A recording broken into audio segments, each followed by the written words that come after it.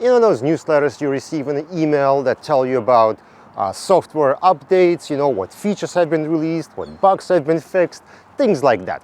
Well, I made a note of a few recent ones that I received that when I read them, they made me go, whoa, wait a minute, this was a problem before? So all software has bugs. We know that. There is no perfect software. Well, what I want to talk about today are things that really stood out to me, that really made me go like, whoa, this is crazy. So let's get into the first one, which isn't as e-discovery related as the other ones, but I think we should talk about it anyway, because people do use that for e-discovery and personally at home. What am I talking about? QNAP servers. Yes, one of those little servers, people buy them for their home. You know, you can run Plex server, you can store your files. Very nice, I have one of those. And I know some people even use them in e-discovery, like as a supplemental server to archive data to and things like that. So they're nice to have. But the newsletter that I got recently listed different like problems that they fixed. And as I'm reading it, it says fixed SQL injection attack, fixed cross-site scripting vulnerability, fixed like something else. And as I'm going down the list, I'm going like, wow, I mean, this is crazy. We knew about these problems like years and years ago.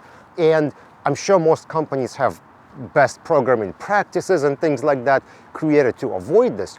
But here I am reading a list of like a dozen of different vulnerabilities that were fixed. And lots of them, again, have been known for years. And here we are, you know, fixing it just now. And that also means I've been using this QNAP server that had like the most basic SQL injection vulnerability. So this was really crazy to me.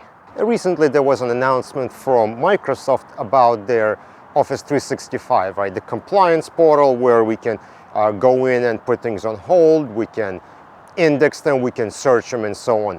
And one of the things they mentioned is standalone image files are not being OCR'd.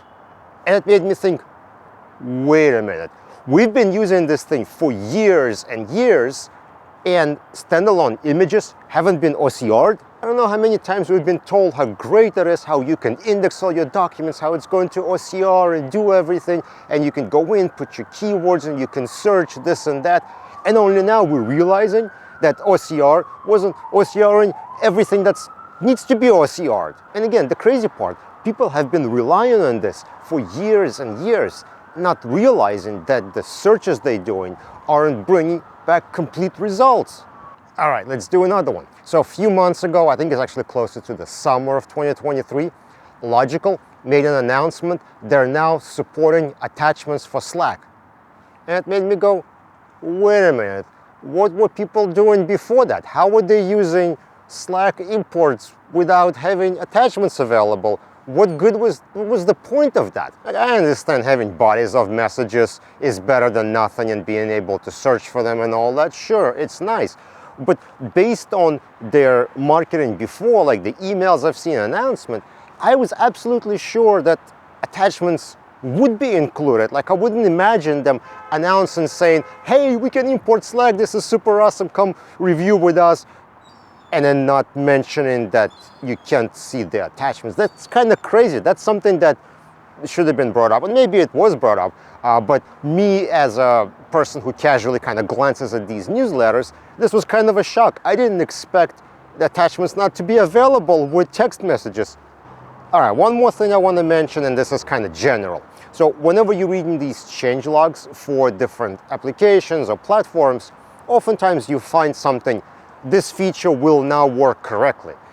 Kind of like that, you know, text extraction will not correctly extract text from Excel or something like that. And there's always a lot of those thrown in. And whenever I see those, always makes me think like, wait a minute, I've been using this software and this was broken.